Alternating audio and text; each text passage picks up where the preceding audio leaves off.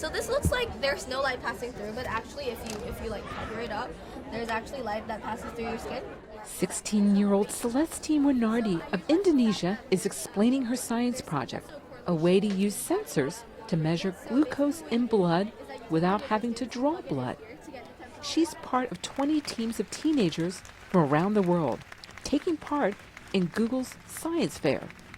Her project, which won a prize, wasn't her first science fair endeavor. Before the current prototype I sent into Google Science Fair, actually I had one that failed. So so I think the hardest part really is getting really attached to research, continuing that on, and then realizing it's not exactly science fair material, and then you have to let that go completely and scrap that. So really I think the hardest part was just dealing with failure. Tuan Dolman from Turkey tried to gather the energy produced from tree branches movement to help farmers have an alternative energy source in the field.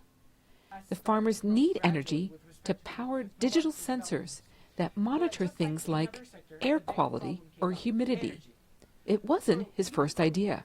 My first idea was applying my system, like attaching my system on top of the bugs so that we could generate electricity and use that to control the bugs. However, I did not think that would be ethically correct thing for me to do.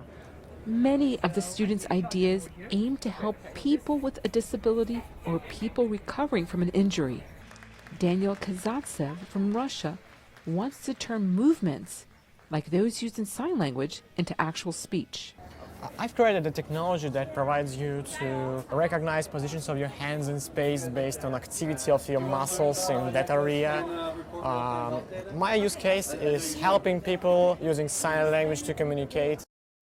The winner of Google's $50,000 grand prize was Fionn Fiera from Ireland, who created a new method to remove microplastics from the water using magnets.